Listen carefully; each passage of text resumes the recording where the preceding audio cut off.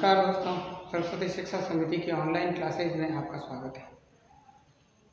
साथियों, इससे पहले हमने राजनीतिक आंदोलन के बारे में पढ़ा था और उसमें भी 1919 से 1947 के बीच में जो आंदोलन भारत में चले, जो कानून आए उनके बारे में, जैसे 1920 का असहयोग आंदोलन है, 30 में सविनय अवज्ञा आंदोलन है, 1942 का भारत छोड़ो आंदोलन, बीच में व्यक्तिगत सत्याग्रह, इन सब के बारे में हमने जानकारी प्राप्त की थी।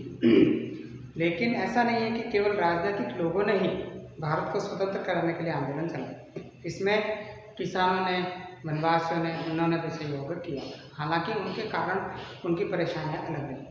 तो आज हम वनवासी आंदोलन या जिनको हम जनजातीय आंदोलन कहते हैं उनके बारे में तथा किसान आंदोलन के बारे में जानकारी प्राप्त करेंगे। वनवासी आंदोलन और विशेषकर राजस्थान के आंदोलन आज देखेंगे तो उसमें सबसे पहले हम लोग जो देखते हैं वो भीलों के आंदोलन देखते हैं। भीलों के आंदोलन में भी सबसे पहले है भगत आंदोलन। ये विशुद्ध रूप से एक सामाजिक आंदोलन था। इसका स्वतंत्रता से या अंग्रेज विरोध से कोई लेना देना नहीं था। इसके प्रणेता थे गोविंद गुरु। गोविंद गुरु ने भीलों के सामाजिक सुधार के लिए, चूँकि भीलों में शराब का व्यसन ज़्यादा था, जुआ खेलते थे, मांस में मदिरा का सेवन करते थे, साफ सफाई नहीं रखते थे, इस प्रकार के कुछ व्यसन थे जिनके विरोध में गोविंद गुरु ने एक आंदोलन जैसा चलाया और उन्होंने भील युवकों को शराबबंदी के लिए उकसाया, यानी शराब छोड़ने के लिए प्रेरित किया, मांस छोड़ने के लिए प्रेरित किया। या इन सब कारणों से जो ईसाई लोग थे, जो अंग्रेज सरकार थे उस समय की, उनको ये लगा कि कहीं ना कहीं ये जो भगत पंथ या गोविंद गुरु जो है ये भीलों का साम्राज्य स्थापित करना चाहते हैं। उनको लगा कि भील साम्राज्य की स्थापना के लिए गोविंद गुरु प्रयासरत है। लेकिन इसके उल्टे गोविंद गुरु ने क्या किया, इनके सुधार के लिए संप सभा की स्थापना की। संप सभा का मतलब था, संप का मतलब होता है मेलजुल करके रहना। मिलजुल करके रहना ये उन्होंने उनको बताया कि आपस में झगड़ा नहीं करना, साथ में रहना और अपने समाज के हित के लिए कार्य करना। दूसरा, चूँकि ईसाई मिशनरियाँ उस समय धर्म परिवर्तन का काम कर रही थी, तो वो धर्म परिवर्तन का काम भी नहीं हो। उस धर्म परिवर्तन को रोकने के लिए इन्होंने भगत पंथ चलाया। भगत पंथ का मतलब था कि आप ईश्वर की भक्ति कीजिए और अपने ही धर्म में रहिए। इसको दबाने के लिए अंग्रेजों ने प्रयास शुरू कर दिया। क्यों? क्योंकि ये एक बहुत बड़े विशाल क्षेत्र में फैले हैं। मेवाड़, डूंगरपुर, ईडर, मालवा, गुजरात, विजयनगर, इन सब क्षेत्रों में जो है गोविंद गुरु का प्रभाव फैलने लगा और जो है आंदोलन बढ़ा। इसके लिए अंग्रेजों ने क्या किया कि अप्रैल 1913 में गोविंद गुरु को गिरफ्तार कर लिया और जेल में डाला। लेकिन उनके खिलाफ कोई ऐसा संगीन आरोप था नहीं। ऐसा क्या आरोप था? उनके ऊपर तो आरोप ही नहीं बनता था, इसलिए उनको वापस छोड़ दिया। अक्टूबर 1913 क्योंकि यहाँ से छोड़े गए तो सीधा ये मानगढ़ की पहाड़ियों में जाकर के रहने लग गए। अक्टूबर 1913 की पूर्णिमा की रात को इन्होंने सभी भीलों से आह्वान किया कि आप मानगढ़ की पहाड़ी पर आइए और वहीं पर बैठ करके हम लोग आपस में चर्चा करेंगे, भजन कीर्तन करेंगे और अपने अपने घर जाएंगे। चूँकि भील अपने घर से निकलता है तो अपने साथ में हथियार जरूर रखता है, आज भी रखता है। तो हथियारों के साथ में भील वहाँ पर एकत्रित हुए। अंग्रेजों की गुप्तचर संस्था ने सूचना दी कि इतने लोग जो हैं, हजारों की संख्या में हथियारबंद लोग मानगढ़ की पहाड़ी पर एकत्रित हो रहे हैं और बहुत बड़ा कुछ होने वाला है। तो भयभीत अंग्रेजी सरकार ने क्या किया, इस मानगढ़ पहाड़ी को घेर लिया। इनकी पूरी सेना ने जो है चारों तरफ से इसको घेरा और बिना किसी चेतावनी के गोली चलाने के आदेश दे दिए। इस घटना में गोविंद गुरु जख्मी हुए, उनके पाँव में गोली लगी और उनको गिरफ्तार कर लिया गया और 10 वर्ष के लिए जेल भेज दिया गया। उधर इसी घटना में लगभग 1500 के करीब भील जो है शहीद हो गए। कहीं पर इस घटना की चर्चा नहीं की गई और इस आंदोलन को दबा दिया। उसके बाद में अगला आंदोलन हम देखते हैं भीलों का है एक ही आंदोलन। एक ही आंदोलन का मतलब होता है एक होकर के रहना और अपने ऊपर जो आतताई है उनका विरोध करना। इस आंदोलन को चलाने वाले थे मोतीलाल तेजाब। मोतीलाल तेजाब ने 1917 ईस्वी में भीलों का यह आंदोलन शुरू किया था और इस आंदोलन में भील और गरासियों ने समान रूप से भाग लिया और अंग्रेजों का विरोध किया, जिसे कि अंग्रेजी पुलिस ने धीरे धीरे दबा दिया। इनके बाद में हम पढ़ते हैं किसान आंदोलन के बारे में। राजस्थान में किसानों ने आंदोलन किया, क्यों किया, इसके क्या कारण है? इसके कुछ कारण हैं। पहला तो था कि पहले क्या था, अंग्रेजी प्रभाव नहीं था, तब तक यहाँ के सामंत जो है वो दया दृष्टि रखते थे और राजस्व वसूलने में भी उनका जो है थोड़ा भाव रहता था। लेकिन अंग्रेजी प्रभाव में आने के बाद अंग्रेजों को बहुत ज़्यादा देना पड़ता था और उनकी विलासितापूर्ण जीवन से प्रभावित होकर के हमारे सामंत भी विलासी थे।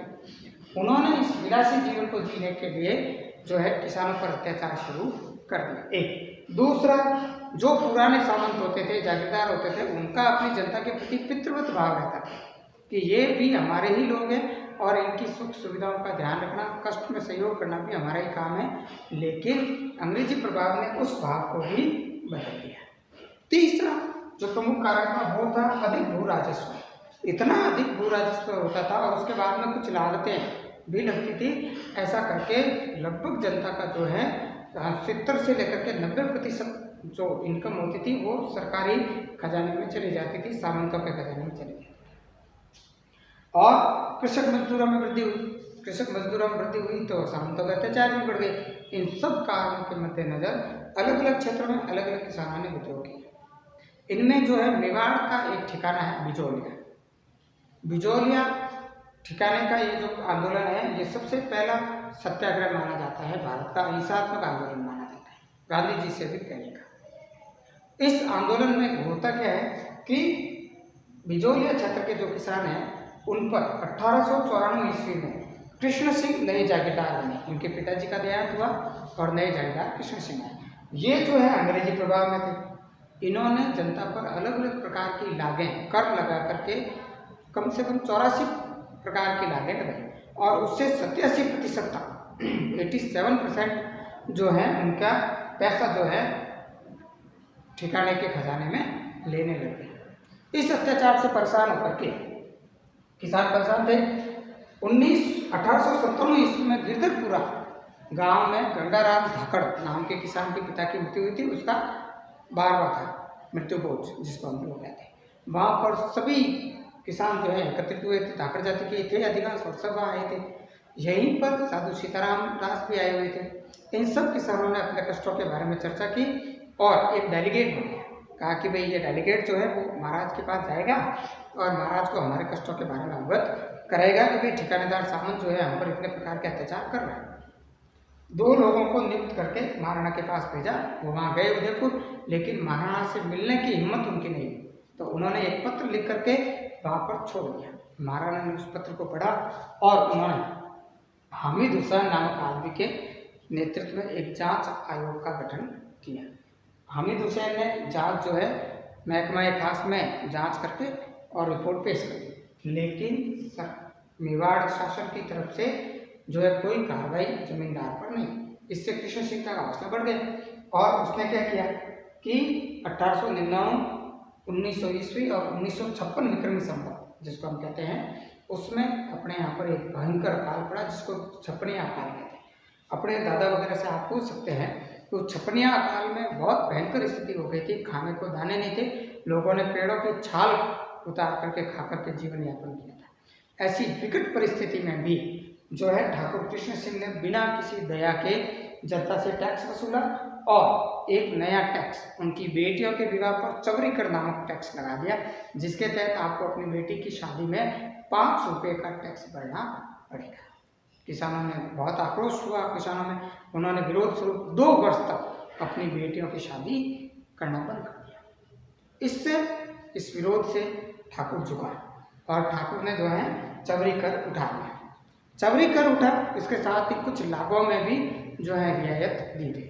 इससे क्या हुआ, सामान्य किसान का हौसला बढ़ा। लेकिन ये परिवर्तन ज़्यादा दिनों तक चला नहीं। फिर क्या हुआ, 1903 की ये घटना थी। 1906 में नया जमींदार कृष्ण सिंह की मृत्यु हो गई। उनके पुत्र पृथ्वी सिंह नए जमींदार बने। पृथ्वी सिंह ने एक नया टैक्स चलाया, तलवार बंधाई। तलवार बंधाई का मतलब होता था कि कोई भी नया शासक या जमींदार जब सिंहासन पर बैठता था तो उसके ऊपर जो खर्च आता था, उस समारोह में जो खर्चा होता था उसका खर्चा जनता देगी और उसी का नाम उन्होंने दिया तलवार बंधाई। इस तलवार बंधाई कर से जनता में थोड़ा आक्रोश पैदा हुआ। 1913 साधु सीताराम दास, फतेहकरण चारण और ब्रह्मदेव के नेतृत्व में एक सभा का आयोजन किया और इन लोगों ने ये निश्चित किया कि अब हम लोग जो है इनका विरोध करेंगे। इधर 1917 में विजय सिंह पथिक राजस्थान में आए हुए थे। साधु सीताराम दास ने विजय सिंह पथिक से निवेदन किया कि वो इस आंदोलन में जो है सहयोग करें और यहाँ के किसानों के कष्टों का निवारण करने के लिए प्रयास करें। 1917 में जो है विजय सिंह पथिक ने ऊपरमाल पंच बोर्ड की स्थापना की, क्योंकि भीलों का ये जो बिजोलिया का क्षेत्र है इसको ऊपरमाल का क्षेत्र भी कहते हैं, इसलिए उन्होंने ऊपरमाल पंच बोर्ड की स्थापना की और इस बोर्ड को ये जिम्मेदारी सौंपी कि वो किसानों के सहयोग या किसानों के आंदोलन में सहयोग करें। इस आंदोलन का जो वर्णन है या इस आंदोलन को राष्ट्रीय स्तर पर प्रसिद्धि दिलाने का काम किया बाल गंगाधर तिलक ने। बाल गंगाधर तिलक ने अपने अंग्रेजी समाचार पत्र मराठा में इस आंदोलन को लेकर के एक संपादकीय लेख लिखा तथा इन्होंने जो है उस समय के तत्कालीन महाराणा को पत्र लिख करके ये सूचित किया कि आपको जो है स्वतंत्रता के लिए संघर्ष करने वाले, अपने अधिकारों के लिए संघर्ष करने वाले किसानों को जेल में डालना कतई शोभा नहीं देता, क्योंकि आपके पूर्वजों ने महाराणा प्रताप, सांगा, महाराणा कुंभा, इन्होंने आतताइयों से, आक्रमणकारियों से सदैव इनकी रक्षा की और स्वतंत्रता के लिए लड़े हैं और ऐसे साम्राज्य में ऐसे लोगों के खिलाफ कार्रवाई करना आपको कतई शोभा नहीं देता, आपको इसके लिए कुछ प्रयास करने चाहिए। फिर पथिक जी ने ही प्रताप नामक समाचार पत्र के जो संपादक थे गणेश शंकर विद्यार्थी, उनको राखी भेजी समस्त ऊपरमाल के किसानों की तरफ से, समस्त बिजोलिया के किसानों की तरफ से, और उन्होंने कहा कि इस राखी के वचन को आपको निभाना है। गणेश शंकर विद्यार्थी ने उस राखी को स्वीकार किया और इस आंदोलन को विश्व स्तर पर पहचान दिलाई अपने प्रताप के माध्यम से। अप्रैल 1919 में इन सब घटनाओं से प्रभावित होकर के मेवाड़ शासन ने बिंदुलाल भट्टाचार्य के नेतृत्व में, जिसको बिंदु भट्टाचार्य आयोग के नाम से भी जानते हैं, एक आयोग का गठन किया और कहा कि भाई ये जो आयोग है ये इस पूरे आंदोलन की जांच करेगा और इसकी एक रिपोर्ट देगा। इस आयोग ने अपनी रिपोर्ट पेश की, लेकिन उस पर कोई प्रकार का जो है कार्रवाई होनी चाहिए थी, वो नहीं। तब भारत सरकार के विदेश विभाग के दखल पर विदेश विभाग ने कहा कि ये धीरे धीरे आंदोलन बहुत तेज गति से और बहुत बड़े क्षेत्र में फैल रहा है, इसको तुरंत यहीं पर रोकना चाहिए, चाहे कैसे भी रोके।